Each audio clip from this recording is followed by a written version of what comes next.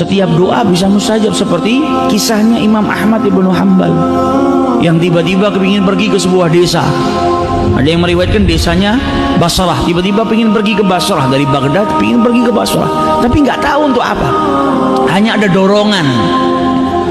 Sampai di desa itu beliau sholat isya. Selesai sholat isya, zaman dulu yang namanya ulama besar dikenal, namanya kemana-mana, orang kenal siapa Imam Ahmad ibnu Hanbal.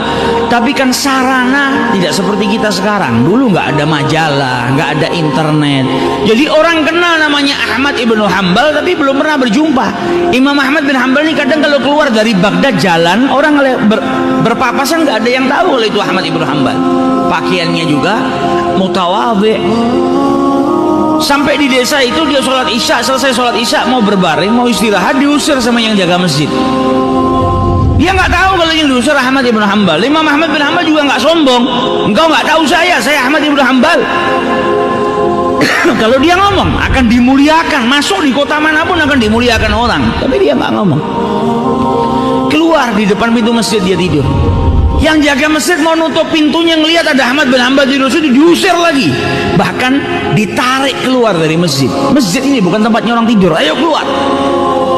Imam Ahmad bin Hanbal bilang, saya ini musafir, nggak punya kenalan di sini, nggak kenal siapa-siapa, nggak, keluar dari sini, ditarik sampai ke jalan. Di sebelah masjid ada makhbas, toko roti. Maka pemilik toko tadi ngelihat ada orang ditarik keluar, oh, ini mesti orang asing, nggak punya tempat tinggal, dipanggil. Syekh, sudah tua, kau nggak punya tempat tinggal? Ya, saya nggak punya tempat tinggal. Kalau kau mau menginaplah di toko roti saya ini, tapi tempatnya ya seadanya. Dia bilang, alhamdulillah, nggak apa-apa. Sampai pagi saya mau istirahat di sini, setelah itu saya mau kembali. Dipersilahkan. Imam Ahmad bin Hanbal duduk, yang punya toko roti neruskan pekerjaan yang ngadon roti. Dilihatin sama Imam Ahmad bin Hanbal, ini orang ngadon roti sambil bertasbih kepada Allah, sambil bertakbir, bertahmid, bertahlil, subhanallah, alhamdulillah, wa la ilaha illallah, Allahu akbar, astaghfirullah, subhanallah, alhamdulillah, ngadon rotinya. Dilihat sama Imam Ahmad bin Hanbal, kemudian ditanya, dari kapan engkau dalam keadaan seperti ini? Maka dijawab sama tukang roti tadi, ayyuhal, keadaan apa yang kau maksud? Ya ini, kau ngadon roti sampai berzikir kepada Allah sudah lama. Saya selalu biasakan diri saya selalu dalam keadaan berzikir kepada Allah Subhanahu wa taala. Maka ditanya sama Ahmad ibnu Hanbal, apa yang kau dapatkan dari zikirmu itu? Manfaatnya apa? Berkahnya apa yang sudah nampak, yang nyata? Kata si pembuat roti tadi, tidak ada satu doa pun yang aku panjatkan kepada Allah kecuali diijabahi sama Allah. Kaget Imam Ahmad bin Hanbal. Ma da'auta syai'an illa ajabaka Allah.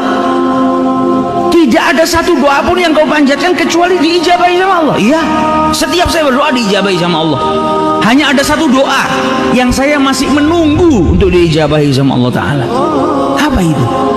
Saya ingin diperjumpakan dengan Ahmad ibnu Hanbal oleh Allah Subhanahu wa taala. Namun sampai hari ini belum. Bukan tidak, tapi belum. Saya lagi menunggu kapan saya bisa diperjumpakan oleh Allah Subhanahu wa taala dengan idola saya, Imam hadzal asr, yaitu Imam Ahmad ibnu Hanbal. Kata Imam Ahmad ibnu Hanbal, ha ana Ahmad ibnu Hanbal. Ini di depan kau Ahmad ibnu Hanbal. Tidak dikeluarkan saya dari masjid dan tidak diseret-seret saya ke jalanan kecuali gara-gara doamu. Gara-gara zikirmu ini saya diseret. Saya berangkat dari kota saya ke desa ini, sampai desa ini mau tidur di masjid saja sampai diusir, diseret keluar, dimasukkan ke tokomu. Ini tak lain karena Allah Subhanahu wa taala mengijabahi doamu. Zikirmu yang jadikan saya masuk ke toko roti.